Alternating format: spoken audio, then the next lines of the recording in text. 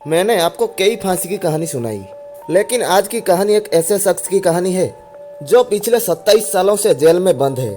पिछले 11 सालों से मौत का इंतजार कर रहा है। 31 मार्च 2012 को उसे फांसी होनी थी। मौत के 72 घंटे पहले एक फरमान आया और उसकी फांसी रुक गई।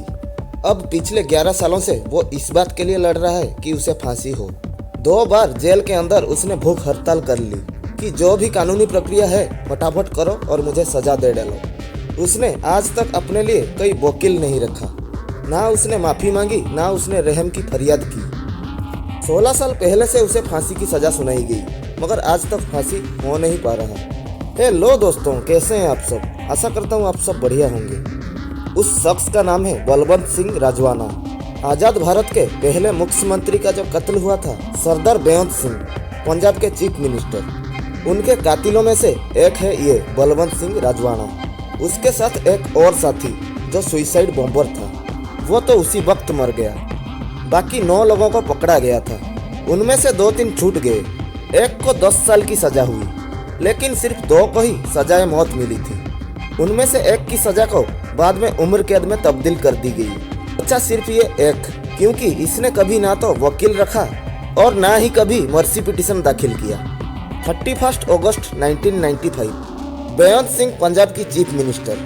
शाम 5 बजे उन्हें दफ्तर से निकलना था। उससे पहले सचिवालय में एक सफ़ेद एम्बेसडर गाड़ी आके खड़ी होती है, जिसका नंबर दिल्ली का था। इसमें से एक शख्स उतरता है जो पुलिस के वर्दी में था। 5:10 में बेअंत सिंह नीचे उतरते हैं। 2nd फ्लोर में उनका दफ्तर था। सारे सिक्योरिटी गार्ड उनके साथ थे। जैसे ही दरवाज़ा खुला और वो गाड़ी में बैठने ही जा रहे थे, तभी एक शख्स जो पंजाब पुलिस की वर्दी में था तेजी से उनके पास आया और अचानक एक बटन दबाया। एक भयानक धमाका हुआ। बेअंत सिंह के अलावा 16 और लोग मारे गए। इसके बाद मामले की तफ्तीश शुरू हुई। मौके से एक लाश ऐसी मिली जिसका पहचान नहीं हो पा रही थी, तो पता चला वो एक सुइसाइड बॉम्बर था, ठीक वैसे ही जैसे राजीव गांधी का कत्ल हुआ था श्रीलंका में। फिर उस एम्बेसडर पर नजर पड़ी। कार को देख के पुलिस को लगा कि ये हाल ही में लोकल में कहीं पेंट हुआ है। फिर खंगालते खंगालते पुलिस उस दुकान तक पहुंची जहां उस गाड़ी को व्हाइट कलर का पेंट दिया हुआ था। फिर उस पेंटर से बात करने के बाद एक और शख्स सामने आया, लखविंदर सिंह उर्फ लखा। लखा पंजाब आर्म्ड पुलिस में तैनात था और पार्लियामेंट में इसकी ड्यूटी गाड़ियों को लेकर होती थी। लखा से पुलिस को पता चला कि उस सुइसाइड बॉम्बर का नाम दिलावर सिंह था। धीरे धीरे पुलिस ने राजेंद्र सिंह, जगतार सिंह, बलवंत सिंह राजवाना, इन सबको पकड़ा। बलवंत सिंह भी पंजाब पुलिस का सिपाही 1986 में भर्ती हुआ था। फिर पता चला ये साजिश विदेश में रची गई थी। बेअंत सिंह को रास्ते से हटाने की वजह यह थी कि वो सब उन पे खप्पा थे, क्योंकि इंदिरा गांधी के हत्या के बाद जो सिख विद्रोही दंगे हुए, उस वक्त बेअंत सिंह खामोश थे, कुछ नहीं किया। लखा से बेअंत सिंह की रूटीन कातिलों को पता चला और उसी ने उस गाड़ी को आसानी से पार्लियामेंट के अंदर घुसने दिया। सुइसाइड बॉम्बर के मदद से बेअंत सिंह को पार्लियामेंट के अंदर मारने का प्लान बनाया गया। इसके लिए 2 लोगों को चुना गया, बलवंत सिंह राजवाना और दिलावर सिंह, दोनों ही पंजाब पुलिस के सिपाही। एक टॉस किया गया दोनों के बीच। जो टॉस जीतेगा वो ह्यूमन बम बनेगा और जो हारा वो बैकअप बनेगा। दिलावर सिंह ये टॉस जीत गया और ह्यूमन बम बन गया। बलवंत सिंह बैकअप। मतलब अगर मिशन नाकामयाब हो गया और पुलिस ने दिलावर सिंह को पकड़ लिया, तो फिर बलवंत सिंह भी रेडी रहेगा और वो अपने आप को बेअंत सिंह के साथ उड़ा लेगा। सारी जरूरत की चीज़ें और RTX लाया गया। बाद में दिलावर सिंह ने काम को अंजाम दिया और बलवंत सिंह बच गया। इसके बाद एक एक कर 9 लोगों को गिरफ्तार किया गया। गिरफ्तारी के बाद कोर्ट में पेश किया गया। बलवंत सिंह ने भरी अदालत में गुनाह कबूल किया और कहा कि उसने जो कुछ भी किया है उसके लिए उसे कोई पछतावा नहीं है। लोअर कोर्ट ने 2007 में बलवंत सिंह राजवाना और दिलावर सिंह को सजाए मौत दी, बाकियों को जेल। सभी ने इसको हाईकोर्ट में चैलेंज किया, सिवाय एक शख्स के, बलवंत सिंह राजवाना। फिर मामला सुप्रीम कोर्ट में गया।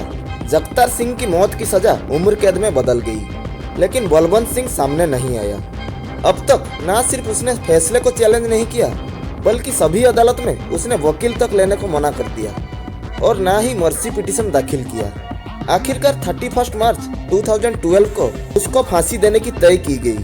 तभी 28 मार्च फांसी के ठीक 3 दिन पहले पंजाब के तब के chief minister Prakash Singh Badal central government home ministry के पास पहुंचते हैं और कहते हैं अगर फांसी दी गई तो पंजाब में लॉ एंड ऑर्डर बिगड़ जाएगा। अब दिक्कत ये थी किस बेस पर फांसी को टाला जाए। ना बलवंत सिंह माफी मांग रहा है, ना मर्सी पिटीशन के लिए अप्लाई कर रहा है। ऐसे वक्त में अचानक एसजीपीसी सामने आई, शिरोमणि गुरुद्वारा प्रबंधक कमेटी। वो सीधे सीधे कोर्ट में बलवंत सिंह राजवाना की तरफ से मर्सी पिटीशन दाखिल कर दी। फिर फांसी को रोक दिया गया। वक्त बीतता गया लेकिन बलवंत सिंह का कोई फैसला नहीं हो पाया। इसी दौरान बलवंत सिंह ने 2 बार भूख हड़ताल कर दी। उसने कहा कि एसजीपीसी ने मेरे लिए जो भी दिया उस पर तुरंत फैसला लो और ख़त्म करो।